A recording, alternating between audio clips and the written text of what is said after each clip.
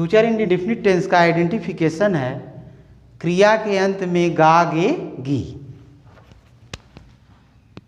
गा गे गी। जिस वाक्य के अंत में गा गे गी शब्द आता है वहाँ पर जो है फ्यूचर इंडेफिनिट टेंस हो जाता है। फ्यूचर इंडेफिनिट टेंस का हेल्पिंग वर्ब होता है विल और शैल। विल और शैल, शैल आई और वी के साथ यूज करते हैं, आई और वी के साथ शैल का प्रयोग करते हैं, और सब्जेक्ट में आई और वी के साथ शैल का प्रयोग करते हैं, बाकी सभी के साथ में विल का प्रयोग करते हैं। नोट में चलते हैं, मुख्य क्रिया का फर्स्ट फॉर्म लिखते हैं। तो आइडेंटिफिकेशन आपने देखा कि जिस वाक्य के अंत में गा गे गी शब्द आता है वहाँ पर फ्यूचर इंडेफिनिट टेंस हो जाता है। हेल्पिंग वर्ब में आपने देखा विल और शैल, आई और वी के साथ में शैल का प्रयोग करते हैं, बाकी कर्ता के साथ में विल का प्रयोग करते हैं। जब किसी वाक्य में किसी कार्य के लिए बल दिया जाता हो, जोर दिया जाता हो, तो वहाँ पर आई के साथ में आप शैल का प्रयोग न करके विल का प्रयोग करते हैं। जैसे आज मैं विद्यालय अवश्य जाऊंगा, जरूर जाऊंगा, तो यहाँ पर विद्यालय जाने के लिए बल दिया जा रहा है, तो यहाँ पर I will go to school today. जैसे कि देख रहे हैं आप, I will go to school today, मैं आज विद्यालय जरूर जाऊंगा। यहाँ पर आई के साथ विल का प्रयोग हुआ है, और यहाँ पर लिखा गया है कि आई और वी के साथ में शैल का प्रयोग। यहाँ पर इसकी हिंदी में जब आपका होता है कि अवश्य, यानी विद्यालय जाने पर बल दिया जा रहा है, जोर दिया जा रहा है, तो यहाँ पर ये कन्फ्यूजन दूर करने के लिए कि जहाँ पर आई और वी के साथ, ये आप देखेंगे कि सर ने तो बताया था कि आई और वी के साथ शैल का प्रयोग करते हैं, लेकिन यहाँ पर आई के साथ विल का यूज हो गया। तो जिस वाक्य में किसी कार्य के लिए जोर दिया जाता हो, बल दिया जाता हो, तो वहाँ पर जो है आई के साथ आप विल का प्रयोग करेंगे, आई विल, या वी के साथ विल का प्रयोग करेंगे। हम इस कार्य को जरूर करेंगे, तो वी के साथ विल का प्रयोग करेंगे। आगे चलते हैं, अफर्मेटिव, निगेटिव और इंट्रोगेटिव सेंटेंस को समझते हैं। जैसा कि अफर्मेटिव में वह कल पढ़ने जाएगी, तो सब्जेक्ट इसमें है वह, अब पढ़ने जाएगी, तो यहाँ पर देख रहे हैं वह का ये फीमेल है, जाएगी फीमेल है, तो वह के लिए यहाँ पर सी हो गया, और गी आया हुआ है, विल का प्रयोग कर दिया गया। गो टू रीड, ये मेन वर्ब है, जाना जो है मुख्य क्रिया है, और ये भी क्रिया है आपका रीड है। मुख्य क्रिया को हेल्पिंग वर्ब के बाद लिखेंगे, तो वह कल पढ़ने जाएगी, तो वह जाएगी पढ़ने कल, तो she will go to read कल। यहाँ पर जो है फ्यूचर में जब कल आता है तो यह जो है आने वाला कल है, तो आने वाले कल के लिए जो है टुमारो का प्रयोग करते हैं, और जो बीता हुआ कल है वहाँ पर एस्टरडे का प्रयोग करते हैं, यूज करते हैं। तो ये जो है फ्यूचर में आने वाला कल है, वह कल पढ़ने जाएगी, तो यहाँ पर she will go to read tomorrow. बच्चे क्या करते हैं, कभी कभी जो है कल के लिए एस्टरडे लगा देते हैं, तो वह कल पढ़ने जाएगी, she will go to read tomorrow. आगे निगेटिव में चलते हैं, इसी सेंटेंस में नहीं लगा देते हैं, वह कल पढ़ने नहीं जाएगी, she will not go to read tomorrow, वह कल नहीं पढ़ने जाएगी। आगे चलते हैं इंट्रोगेटिव में। इंट्रोगेटिव सेंटेंस, जैसा कि आप जानते हैं, हिंदी में इंट्रोगेटिव सेंटेंस को कहते हैं प्रश्नवाचक वाक्य। इंट्रोगेटिव सेंटेंस क्या होता है? इंट्रोगेटिव सेंटेंस उसे कहते हैं जिसमें प्रश्न पूछने का बोध हो, वह इंट्रोगेटिव सेंटेंस होता है। निगेटिव सेंटेंस, जिस वाक्य में नहीं आ गया, वह निगेटिव सेंटेंस होता है। तो इंट्रोगेटिव सेंटेंस में आप देखेंगे क्या वह बाजार जाएगी। यहाँ पर देखिए क्या शब्द आ गया है। इसके लिए बताया जाता है आपको कि जब क्या जो है किसी वाक्य में जब क्या पहले आता है, क्या वर्ड जो है क्या शब्द पहले आता है, तो according to tense and according to subject, कर्ता और काल के अनुसार हेल्पिंग वर्ब को सबसे पहले रखा जाता है जब क्या पहले आता है। यहाँ पर क्या पहले आया हुआ है और यह आपका फ्यूचर इंडेफिनिट का टेंस है। वाक्य के अंत में गी शब्द आया हुआ है, तो यहाँ पर आप सब्जेक्ट है यह जो है सी के साथ में आप देखेंगे विल का प्रयोग है, तो यहाँ पर विल सी जाना का होता है गो। यहाँ पर मैंने लिखा है कि मुख्य क्रिया का फर्स्ट फॉर्म लिखते हैं, तो will she go to market. Market से संबंध हो रहा है तो यहाँ पर प्रीपोजिशन टू का यूज कर देंगे, will she go to market. और इंट्रोगेटिव सेंटेंस है, क्वेश्चन मार्क लगाना न भूलें। बच्चे क्या करते हैं, इंट्रोगेटिव सेंटेंस में भी फुल स्टॉप लगा देते हैं, इसका आपको ध्यान देना है, क्वेश्चन मार्क लगाना है आपको। तो क्या वह बाजार जाएगी, will she go to market. इसी तरह आगे चलते हैं, वह क्या खाएगी, क्या खाएगी। क्या बीच में आया हुआ है, जब क्या बीच में आता है तो व्हाट लगाते हैं। मैंने बताया है कि WS टाइप वर्ड्स, जब सेंटेंस में WS टाइप वर्ड्स या उसको आप कहते हैं प्रश्न सूचक शब्द, उसको बोला जाता है इंट्रोगेटिव वर्ड्स। प्रश्न सूचक शब्द जब वाक्य में आते हैं तो सबसे पहले जो है उन प्रश्न सूचक शब्दों को लिखा जाता है। यहाँ पर प्रश्न सूचक शब्द आया हुआ है क्या, तो बीच में, और क्या जब पहले आता है तो ये आपने क्लियर किया हुआ है। और इसके बाद यहाँ पर जब क्या बीच में आया है तो यहाँ पर जो है प्रश्न सूचक शब्द को सबसे पहले रखेंगे व्हाट, और according to subject use of will का प्रयोग। व्हाट विल सी सब्जेक्ट को रख दिया गया, एंड वर्ब ईट, वह क्या खाएगी, what will see eat question mark. तो यहां पर देखिए क्या भी आया हुआ है और नहीं भी आया है, तो इस ऐसे सेंटेंस को बोलते हैं इंट्रोगेटिव प्लस निगेटिव, समझ रहे हैं। तो यहां पर जो है आप इसको लगाएंगे, क्या पहले आया हुआ है तो विल, सब्जेक्ट को रख दीजिए विल सी, इसके बाद नॉट नहीं आया हुआ है तो not, will she not, verb eat, will she not eat एक सेव, एन एप्पल। एक सेव के लिए यहां पर एन का प्रयोग हुआ, तो इसके लिए आप जानते हैं, आपको बताया गया है प्रीवियस कक्षाओं में, पिछली कक्षाओं में, कि जब किसी शब्द का वर्ड का उच्चारण वावेल से होता है, स्वर से होता है, जैसे इंग्लिश में आप वावेल 5 वावेल्स होते हैं AEIOU, और लेकिन उसमें हिंदी में भी उच्चारण देखा जाता है, उसके अपवाद भी हैं, तो ये तो अलग चीज़ है जो है, यह जो है कि आपको जब पढ़ाया जाएगा वो तो फिर से जो है तब उसमें बताया जाएगा। तो यहाँ पर ए आया हुआ है तो वावेल से शुरुआत है, तो इसलिए एन का प्रयोग किया गया। तो क्या वह एक सेव नहीं खाएगी, will she not eat an apple. अच्छा, इसमें एक चीज़ को और देखते हैं, किसी भी टेंस के में जो है किसी भी सेंटेंस को बनाने के लिए 3 चीज़ मस्ट है, 3 चीज़ आपको पहचान 3 चीज़ की करनी है। एक तो आप अकॉर्डिंग टू टेंस जो है आइडेंटिफिकेशन को जो है आप जो है उसको तैयार करेंगे, आइडेंटिफिकेशन, हेल्पिंग वर्ब, ये सब तो चीज़ें हैं ही।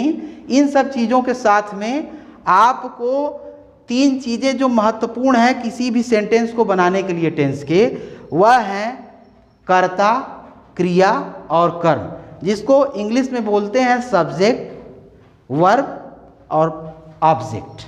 यानी इन 3 चीज़ों को आप देखेंगे। क्या? S for subject plus V for verb and plus O for object. यानी सब्जेक्ट यानी कर्ता, क्रिया, कर्म, इसकी पहचान इसी के आधार पर सेंटेंस को रखा जाता है, ट्रांसलेट जो है इंग्लिश में किया जाता है। अब जैसे इसमें देखिए कर्ता क्या है, ये तो क्या पहले आ गया तो इसलिए जो है इसको हेल्पिंग वर्ब को रख दिया गया है। इसको मान लीजिए इसमें से क्या हटा दिए, क्या को हटा दिया गया, और इसको देखेंगे वह एक सेव नहीं खाएगी, वह एक सेव नहीं खाएगी। अब इसमें हमें पहचान करनी है सब्जेक्ट, वर्ब और ऑब्जेक्ट का। तो सब्जेक्ट क्या है? सब्जेक्ट कर्ता, यानी खाने का कार्य कौन करेगी, कौन नहीं खाएगी, वह। तो जिसके द्वारा कार्य हो रहा है, वह कार्य हो रहा है या नहीं हो रहा है, जिसका बोध हो रहा है, वह आपका सब्जेक्ट होता है। तो यानी वह आपका हो गया ये सब्जेक्ट, जिसको बोलते हैं हिंदी में कर्ता। ये आगे आता है नंबर, यहां पर देखेंगे वर्ब। वर्ब जो है वह जो है आपका खाएगी, यानी खाना। खाना जो है ये क्या है, इसमें यह क्रिया है, इसकी पहचान हो गई क्रिया की, क्रिया। आगे चलते हैं। एक सेब, यानी कोई वस्तु, कोई चीज, समझ रहे हैं? या ऑब्जेक्ट में जो है आपका जो है ये, इसको पहचानेंगे थिंग्स से, वस्तु से। तो ये आपका हो गया एन एप्पल जो है, यह आपका क्या है? एन एप्पल जो है आपका ऑब्जेक्ट होता है। तो ये पहचानना जो है बहुत ही आवश्यक होता है किसी भी सेंटेंस को। टेंस में आप जो है टेंस पढ़ रहे हैं तो ये वाक्य में जो है कर्ता, क्रिया और कर्म की पहचान होनी चाहिए, उसी के आधार पर सेंटेंस को रखा जाता है।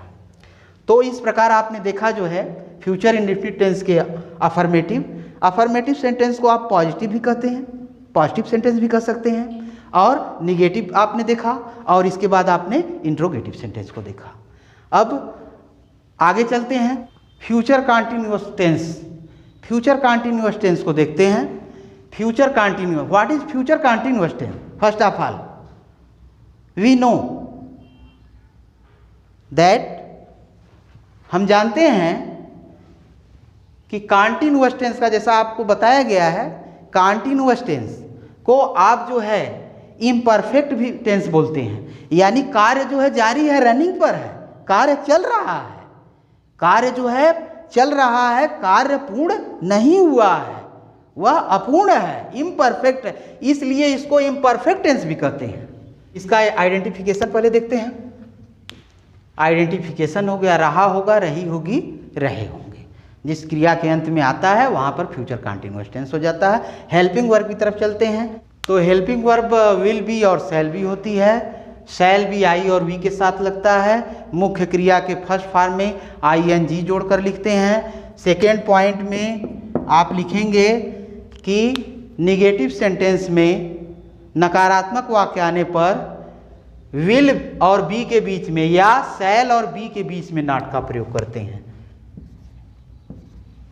निगेटिव सेंटेंस में will not B, shall not be, negative sentence आने पर। तो यहां पर लिख लीजिए, प्रयोग करते हैं। एग्जाम्पल से समझते हैं positive, negative and interrogative. Sentence आपके समक्ष है, वह बाजार जा रही होगी, अफर्मेटिव सेंटेंस। सेंटेंस में देखिए वाक्य के अंत में, क्रिया के अंत में रही होगी एक शब्द आया हुआ है। वह बाजार जा रही होगी, सब्जेक्ट है वह, आपका हो गया सी। सी के साथ में आप विल बी का प्रयोग कर देंगे। सी विल बी गो में यहाँ पर लिखा गया है कि फर्स्ट फॉर्म में आईएनजी जोड़कर लिखते हैं, तो सी विल बी गोइंग कहाँ, बाजार, टू मार्केट। ये अफर्मेटिव हो गया। निगेटिव को समझते हैं।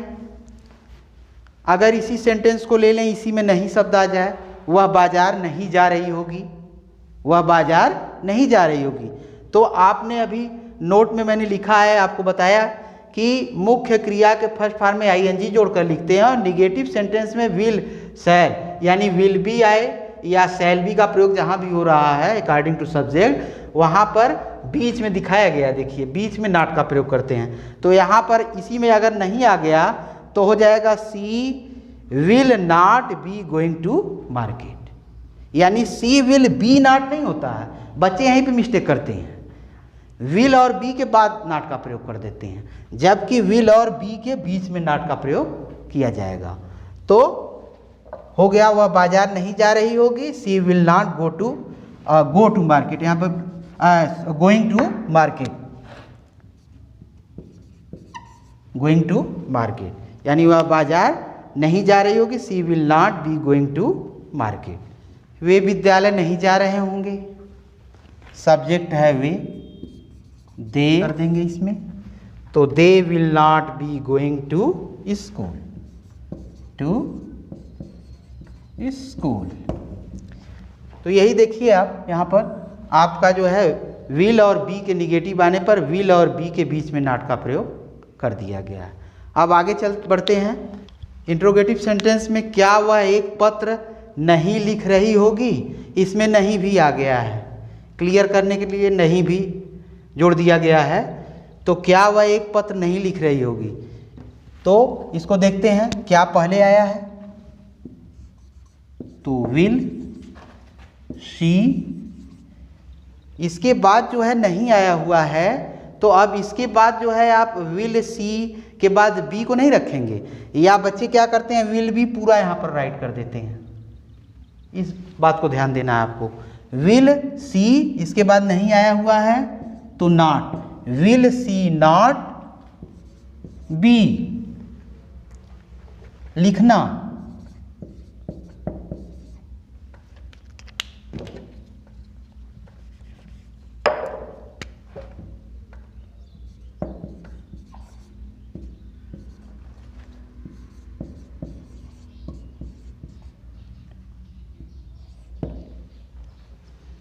तो देखिए इसको, क्या वह एक पत्र नहीं लिख रही होगी, will she not be writing a letter.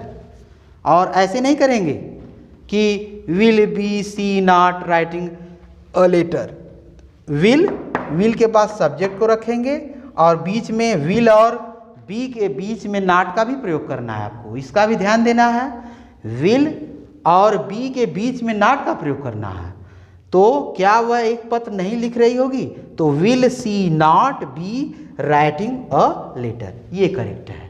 और अगर आप लिखते हैं will be she not writing a letter, ये आपका रॉन्ग है। इस प्रकार जो है आपने फ्यूचर कंटिन्यूअस टेंस के पॉजिटिव सेंटेंस, निगेटिव सेंटेंस और इंट्रोगेटिव सेंटेंस को देखा। आगे चलते हैं, आइए फ्यूचर परफेक्ट टेंस का अध्ययन करते हैं। भविष्य में, फ्यूचर में जहाँ पर वर्क, कार्य के पूर्ण होने का बोध होता है, वही फ्यूचर परफेक्ट टेंस होता है। इसका आइडेंटिफिकेशन देखते हैं। जिस वाक्य के अंत में चुका होगा, चुकी होगी, चुके होंगे, helping verb future perfect tense की सहायक क्रिया होती है विल, हैव और शैल।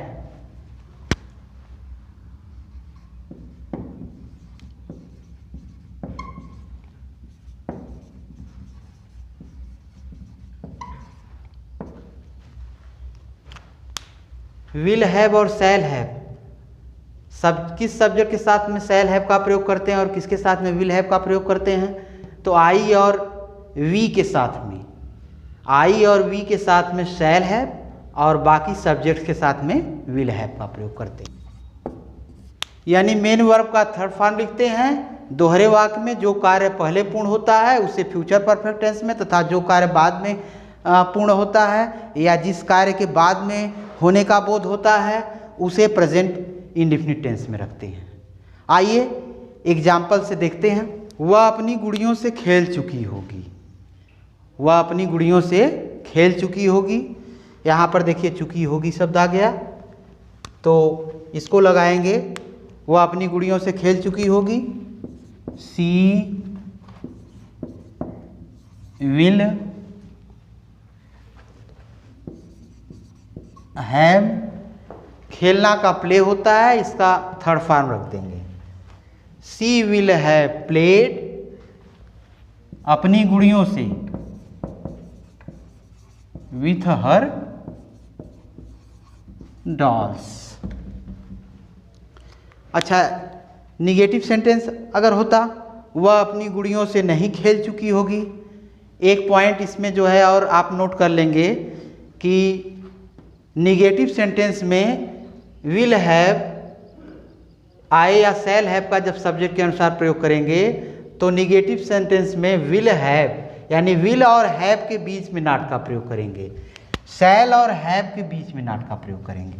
जैसे इस सेंटेंस में अगर निगेटिव इसको बना देते हैं, वह अपनी गुड़ियों से खेल चुकी होगी, तो हो जाएगा सी नहीं खेल चुकी होगी। निगेटिव में वह अपनी गुड़ियों से नहीं खेल चुकी होगी, तो she will not have played with her dolls. यानी कि आप जो है निगेटिव में जो है नॉट का प्रयोग करेंगे विल और हैव के बीच में।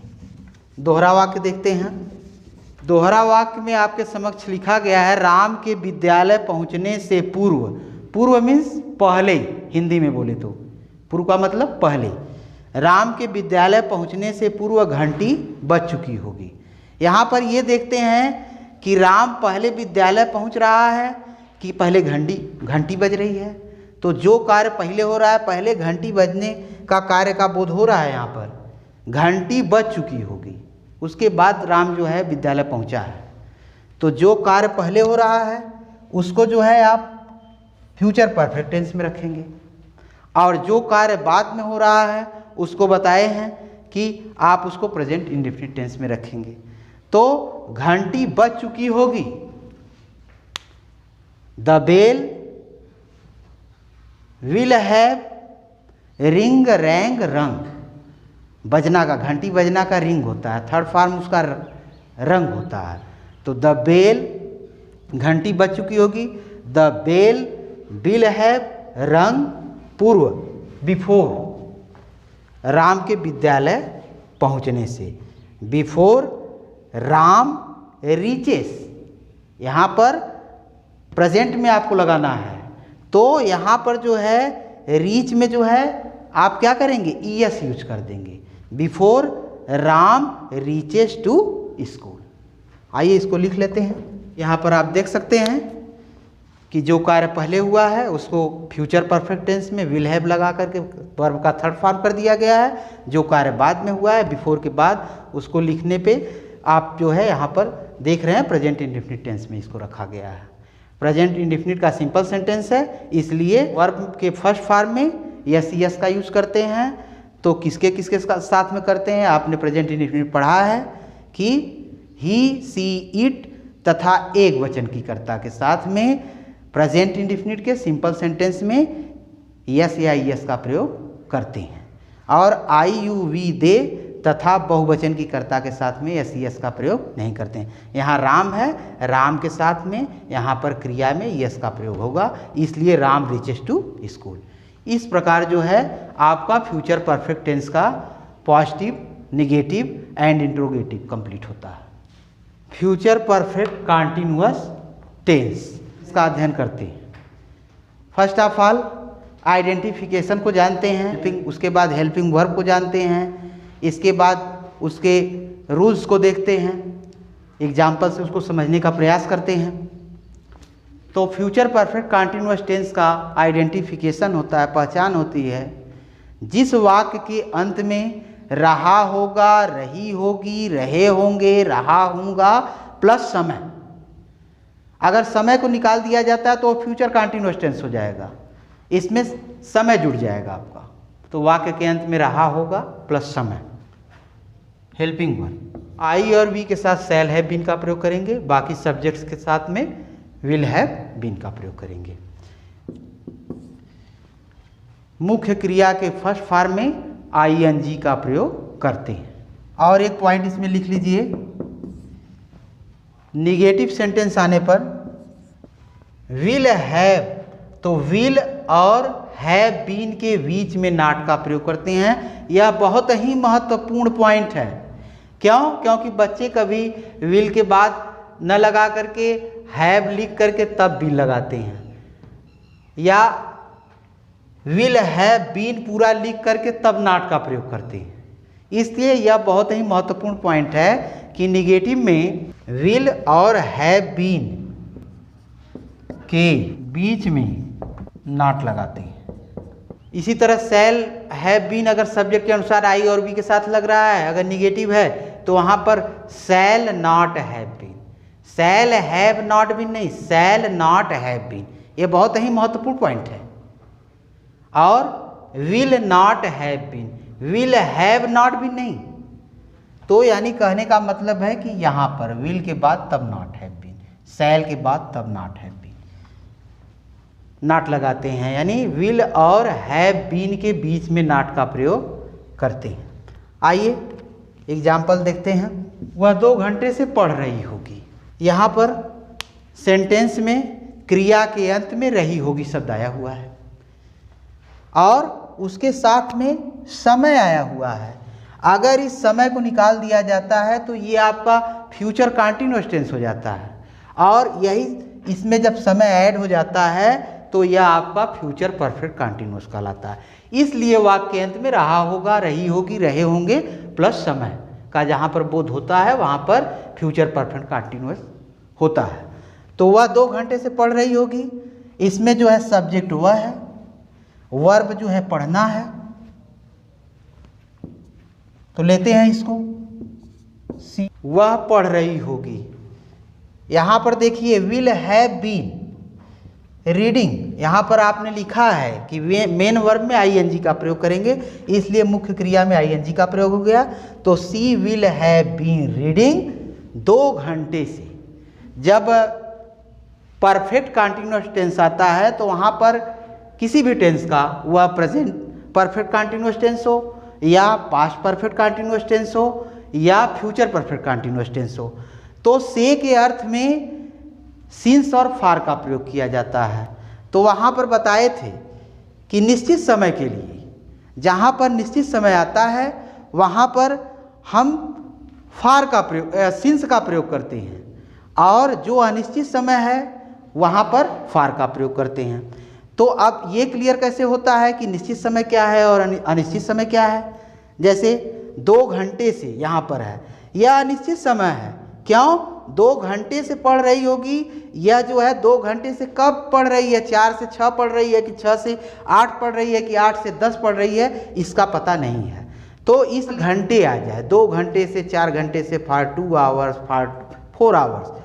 जहाँ पर दिन आ जाए, 2 दिन से 4 दिन से फॉर 2 डेज, फॉर 4 डेज। और जहाँ पर जो है 4 वर्ष आ जाए, 5 वर्ष आ जाए, 2 माह आ जाए, तो फॉर 4 ईयर्स, फॉर 2 मंथ्स, यानी अनिश्चित समय है। यानी कि डेज का नेम दिया है तो वह निश्चित हो गया, सोमवार से, शनिवार से, और केवल दिन दिया हुआ है 2 दिन, 4 दिन, 5 दिन, तो वह फार हो गया। वहाँ पर for 2 days, for 3 days, for 5 days जो भी है, और डेज नेम दे दिया, सोमवार से, मंगलवार से, सिंस मंडे, सिंस ट्यूसडे। वहीं पर मंथ्स में आ जाइए, मंथ्स में 2 माह से 4 माह से दे दिया जो है, तो वह अनिश्चित समय हो गया, फॉर 2 मंथ्स, फॉर 4 मंथ्स। और वहीं पे मंथ्स नेम दे दिया, जनवरी से, फरवरी से, मार्च से, सिंस जनवरी, सिंस फरवरी। उसी तरह ले लीजिए आप जो है कि सेशन में जाइएगा जो है, तो 2 वर्षों से, 4 वर्षों से अनिश्चित समय हो गया। 2 वर्षों से कब भाई, 2018 से 2020 तक कि कब क्या जो है। तो और वहाँ पर जो है आप क्या करेंगे, 2 वर्षों से तो अनिश्चित समय हो गया फॉर 2 ईयर्स। और वर्ष में दे दिया जैसे 2020 से सिंस 2020, सुबह से सिंस मॉर्निंग, शाम से सिंस इवनिंग। तो ये निश्चित और अनिश्चित समय के लिए आप कहाँ पर सिंस लगाएंगे, कहाँ पर फॉर लगाएं। ये जो है 2 घंटे से पढ़ रही होगी, या जो है आपका जो है 2 घंटे जो है यह अनिश्चित समय है, या 6 से 8 भी हो सकता है, 4 से 6 भी हो सकता है, इसका पता नहीं है। अगर 2 बजे आ गया जाता है यहाँ पर तो निश्चित हो जाता है आपका, तब जो है आपका निश्चित समय हो जाता, तब सिंस 2 o'clock हो जाता। लेकिन 2 घंटे दिया है तो she will have been reading for 2 hours।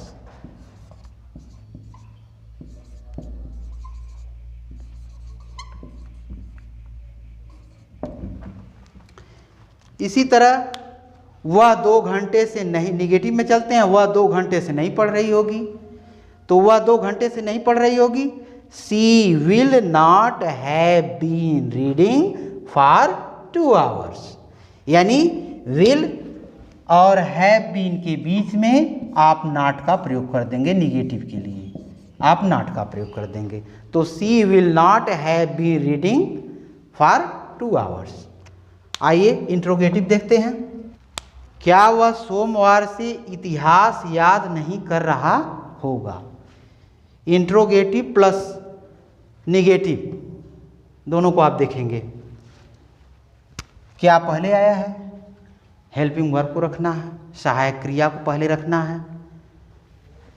तो यहाँ पर जो है आपने लिखा है कि शैल हैव बीन जो है आई और वी के साथ प्रयोग करते हैं, बाकी सब्जेक्ट के साथ विल हैव बीन का प्रयोग करते हैं।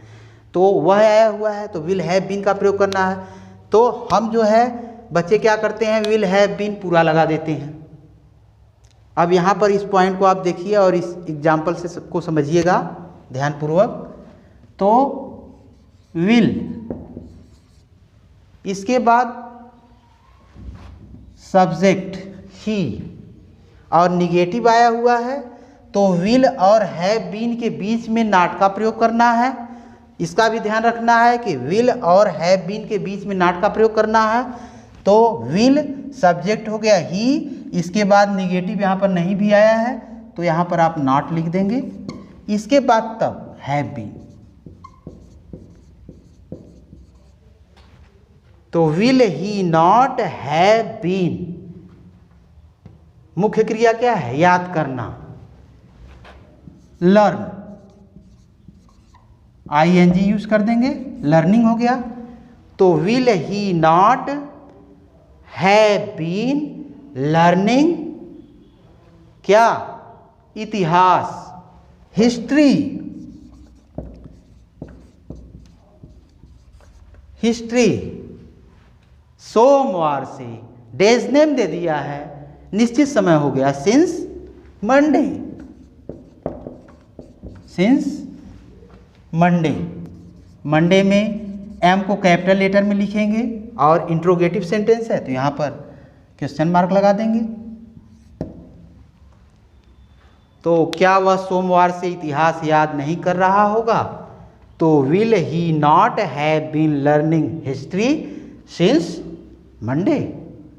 इस प्रकार से इंट्रोगेटिव सेंटेंस को आप लगाएंगे और आपने देखा जो है फ्यूचर परफेक्ट कंटीन्यूअस टेंस का positive sentence, negative sentence and interrogative sentence. Thanks.